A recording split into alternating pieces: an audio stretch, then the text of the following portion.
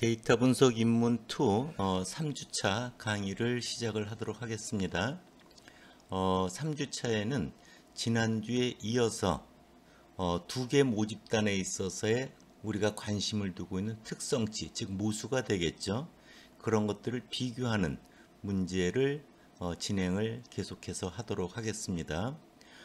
지난주까지 내용을 간단히 여러분들한테 한번 좀 복습을 시켜 드린다고 하면 두 번째 슬라이드를 보도록 하겠습니다.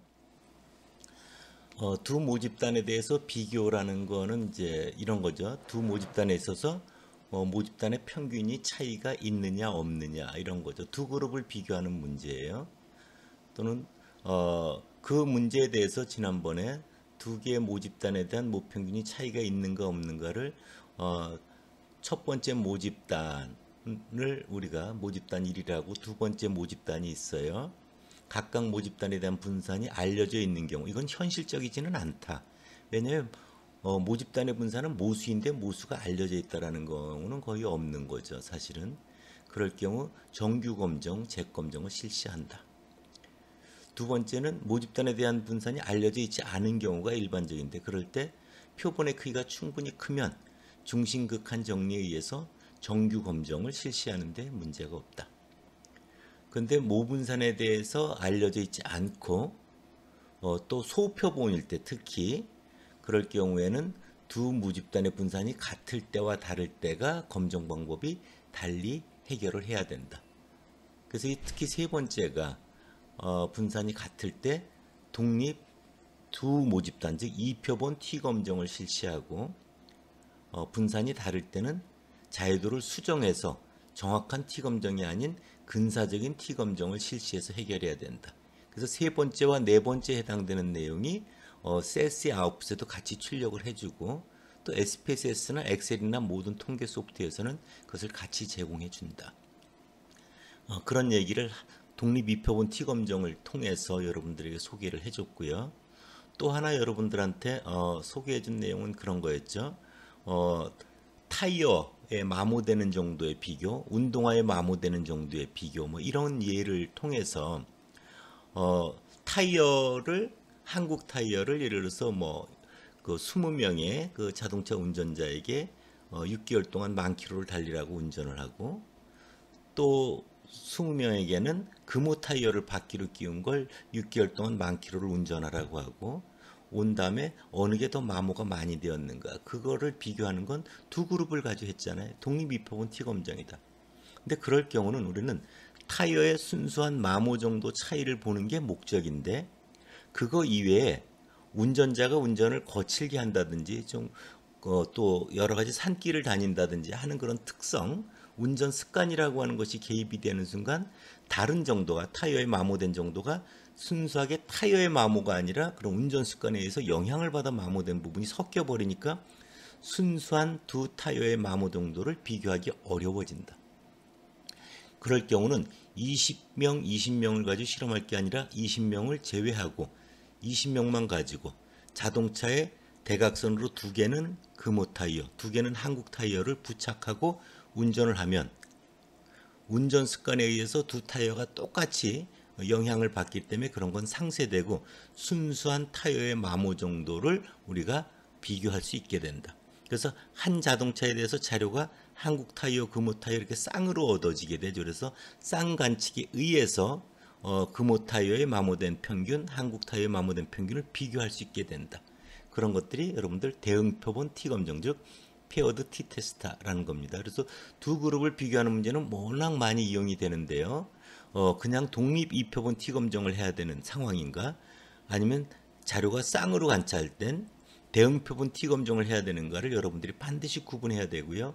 이 두 가지를 구분 못해서 벌어지는 오류는 지금도 모든 여러 가지 학문 분야에서 너무도 많다.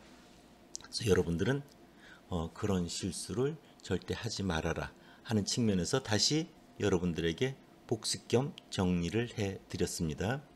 그럼 그 다음에 남는 게 이제 모집단의 평균의 차이가 아니라 관심이 비율일 수가 있잖아요. 현 정부에 대한 지지율이 남자들이 느끼는 지지율, 여자들이 느끼는 지지율이 차이가 있는가 없는가. 또는 삼성전자 입장에서 반도체 공장이 두 개가 있다고 해봐요. 기흥에 하나, 아산에 하나. 그럼 기흥 공장에서 생산된 제품의 분량률과 아산 공장에서 생산된 제품의 분량률이 차이가 있는가 없는가, 이런 비율에 대한 차이도 우리가 생각을 할 수가 있는 거. 그럴 때 우리가 이제 표본에 비율이라는 건 분량이다 우량이다, 방금 찬성이다 반대다 이러면 뭐예요? 상황이 두 가지잖아요. 그것은 원래 분포적으로 보면 정확하게 이항 분포에 근거하여 가설 검정을 하는 게 제일 정확한 겁니다. 근데 표본의 크기가 크면은 뭐예요? 우리가 보통 정규 검정, 중심극한 정리에서 실시하는 게 일반적이다 라는 부분이고요. 앞서 독립이표본 T 검정에서도 두 집단에 있어서 분산이 동일한가, 같을 때와 다를 때에 있어서 여러분들 그 분석 방법이 독립이표본 그냥 T 검정을 보느냐, 자유도를 수정한 근사 T 검정을 보느냐, 이렇게 구분해서 봤잖아요. 이렇듯이 두 집단의 분산이 동일한가 아닌가를 비교하는 검정, 그거는 F 검정을 통해서 이루어진다. 그래서 여러분들 보면 두 집단의 분산의 동일성은 시그마 기무가설이 이런 거잖아요. 시그마 1 제곱 이꼬르 시그마 2 제곱, 두 집단의 분산은 동일하다. 대립가설은 그것이 아니다, 이런 거죠. 그러면 F 값을 여러분들 S1 제곱분의 S2 제곱, 그게 이제 1에 가까우면 같은 거 아니겠어요? 그래서 그런 분산과 관련되는 분포, 카이제곱 분포를 이용하면 분자도 카이제곱 분포, 분모도 카이제곱 분포는 F 분포가 되죠. 그래서 F 검정을 실시하게 된다. 이렇게 여러분들이 기억을 해두면 됩니다. 그래서 그 후반부에 있는 두 가지의 문제를 오늘 좀 자세하게 여러분들하고 이야기를 나누도록 하겠습니다. 슬라이드를 넘길게요. 먼저 두 개 모집단에 있어서 모집단의 비율의 차이. 첫 번째 모집단의 모비율 P1, 두 번째 모집단의 비율 P2. 그래서 P1 P2 차이가 있는가 없는가를 검증하는 거죠. 정규 근사 검정이라고 한 건 원래 비율은 여러분들 정확하게는 이항 분포에 의해서 해야 되는데 표본의 크기가 클 때 정규 분포로 근사해서 검정하는 것이 뭐 큰 무리가 없다, 이런 거죠. 자, 모집단 1에서의 모비율을 P1이라고 했어요. 거기서 예를 들어서 이걸 뭐 남자 그 그룹이라고 해보세요. 그 중에서 N 한 명을 뽑았어요. 그 중에 현 정부에 대해서 지지하는 사람 수를 셌어요. X1. 그래서 우리가 이런 상황이고요. 두 번째 여자 그룹에서 그 지지하는 비율을 P2라고 해봐요. 그 중에서 N2명을 뽑았어요. 그 중에 지지한 사람 숫자를 세봤어요. X2. 그러면 첫 번째 모비율 집단에서의 모비율과 두 번째 모집단의 모비율은 이제 P1 P2를 우리가 이제 그 뽑은 걸 가지고 짐작을 해야 되잖아요. 그래서 추정을 해봐야 돼요. 그래서 P1 햇은 첫 번째 모집단에서 뽑은 비율에 추정된 것, P2 햇은 두 번째 모집단을 뽑아서 우리가 추정하는 겁니다. 즉 두 번째 모집단의 표본 비율이고 P1 햇은 첫 번째 모집단의 표본 비율이에요. 그래서 N1명 중에 X1 빼기 N2분의 X2가 되는 거죠. 예를 한번 볼게요.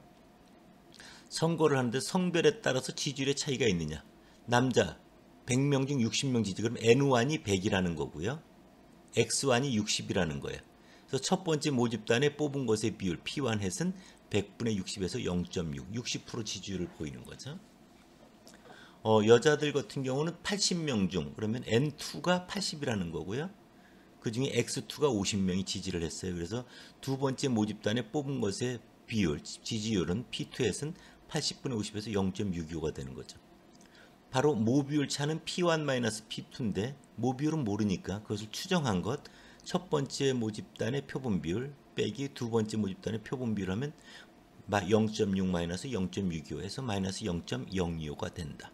그래서 여러분들 위에 적혀 있는 N1 X1, N2 X2, 또 P1 햇 P2 햇, 그것을 여러분들 이해할 수 있을 거라고 봅니다. 네. 다음 슬라이드로 넘어갈게요. 종합적으로 정리를 해볼게요. 집단완, 모집단완은 표본 크기가 N1이에요. 성공한 횟수가 X1이에요. 그거에 있어서 표본 비율은 뭐라고요? 네, N1분의 X1입니다. P1 햇은 모자가 수식이 우측으로 좀 넘어가 있네요. 네. 집단이 표본 크기가 N2예요. 성공 횟수가 X2예요. 두 번째 뽑은 집단의 비율 P2 햇은 N2분의 X2가 되죠. 그래서 두 모비율의 차이 P1 P2의 추정량은 P1 햇 P2 햇이다, 이거는 거죠. 그래서 그런 추정량에 있어서 기대값을 구해보면 P1 P2가 되고요. 이거 1학기 때 여러분들 여러 번 유도해 줬죠. 그쵸? 분산은 N1분의 P1 1 P1이고요. 더하기 N2분의 P2 1 P2다 이런 거죠. 그래서 모비율 차이, 표본 비율을 차이 P1 hat P2 hat의 P2hat의 분산은 N1분의 P1 1 P1 더하기 N2분의 P2 1 P2고요. 그 추정량의 표본 오차는 거기에 대해서 뭘 쓰면 돼요? 루트를 씌우면 되는 거죠. 그래서 검정 통계량은 뽑은 것의 비율의 차 P1 hat P2 hat 가로 닫고 빼기 기대값 P1 P2죠. 나누기 P1 hat P2에서 표본 오차 루트 N1 1 P1 나누기 N1 플러스 P2 1 P2 나누기 N2. 이것이 평균이 0, 분산이 1인 표준 정규분포를 따른다 해서 이제 재검정을 하게 되는 거죠. 그다음 이에 대한 신뢰 구간은 여러분들 똑같이 다 유도를 해줬어요. 그래서 먼저 표본 비율을 이용해서 모비율 차이를 우리가 그 구간 추정을 하는 거죠. 그래서 P1 hat P2 hat 표본 비율의 차이 마이너스 Z값 2분의 알파 95%일 땐 Z값이 1.96이잖아요. 그렇죠? 루트 그에 해당되는 표준 오차 작거나 같다 P1 P2 크거나 같다 P1 P2 작거나 같다 P1 hat P2 hat 플러스 Z값 루트 표준 오차 이렇게 표현되는 거죠. 그래서 여러분들 여러 번 강조했던 것이기 때문에 4페이지 아래 슬라이드를 여러분들 이해할 수 있을 거라고 생각이 듭니다. 다음 페이지로 넘어가 볼게요. 뽑은 것의 표본 비율의 차이 표본 비율의 차이는 이제 통계량이니까 확률 변수니까 기대값하고 분산을 구할 수가 있잖아요. 앞서도 말씀을 드렸지만 그래서 그것의 표본 분포는 표본수가 충분히 크고 두 집단이 서로 독립적으로 얻어져 있다면 표본 비율의 차이의 분포는 근사적으로 다음을 따른다. 기대값이 얼마예요? P1 P2 분산은 뭐예요? P1 1 P1 나누기 N1 플러스 P2 1 P2 나누기 N2 이런 거죠. 앞서 한 것을 그리고 정규 분포로 근사가 됐기 때문에 이제 노말이라고 하는 정규 분포를 따른다는 걸 했고요.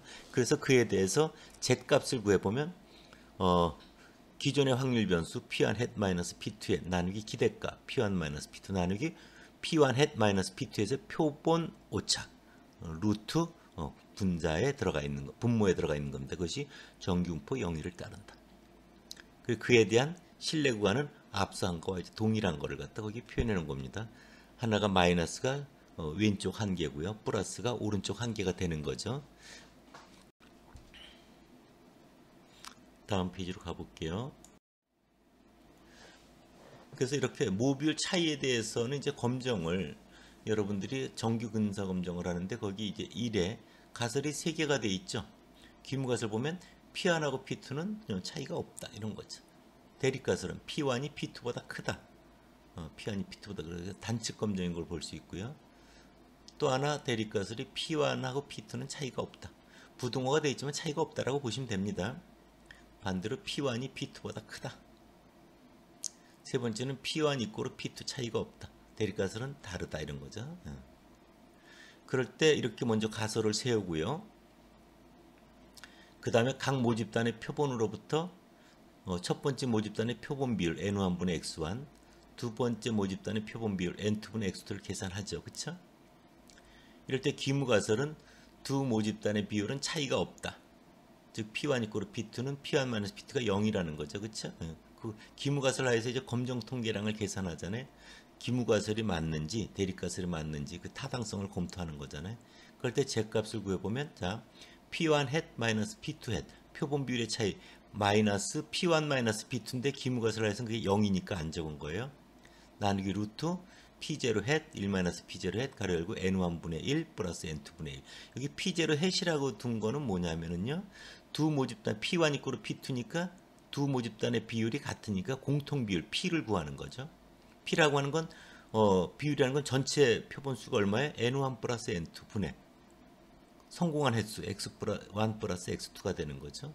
그걸 집어넣고 검정 통계량 Z를 계산하고 그것이 우리가 정해놓은 기각력 또는 유의확률 P값을 계산해서 기각력을 넘어가면 귀무가설을 기각하죠. 그 다음 P값이 유의수준보다 작게 되면 기각력에 들어가는 거니까 이제 귀무가설을 기각하게 되는 겁니다. 그에 맞는 결론, 해석을 달아주면 되는 겁니다. 여러분들 늘 했던 거와 동일합니다. 다음 페이지로 가볼게요. 예를 한번 여러분들 보도록 하겠습니다. 여러분들 물론 교재에서 여러분 봤던 그런 예제입니다. 여러분들 교재를 제가 한번 살펴볼게요.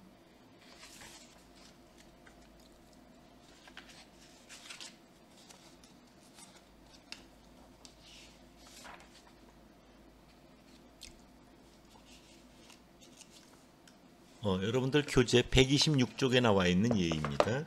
126쪽에 나와 있는 예입니다. 내용은 이런 내용이죠. 현 정부에 대한 지지율이라고 하는 비율에 대한 문제이고요. 성인 남녀별로, 그럼 남자 그룹이 있고 여자 그룹이 있잖아요. 모집단이 두 개라는 걸 볼 수 있고요. 성별에 따라 차이가 있는가 알아보자 이런 겁니다.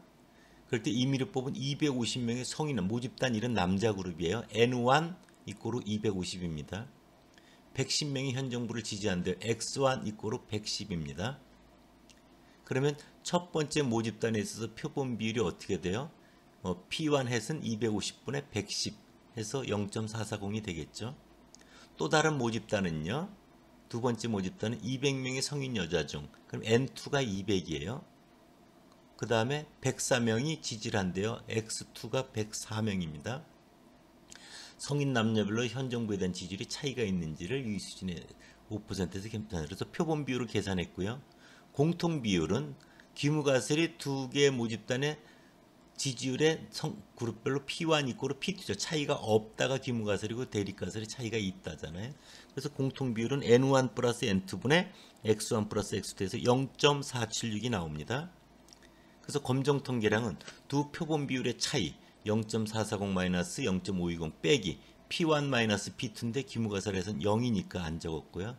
나누기 루트 공통 비율이 0.476 1 마이너스 0.476 해서 0.524가 됐고요. 가로 열고 N1분의 1 해서 250분의 1 플러스 N2분의 1 200분의 1 해서 1.69 책에는 정확하게 1.6883이라고 되어 있는 걸 반올림한 겁니다.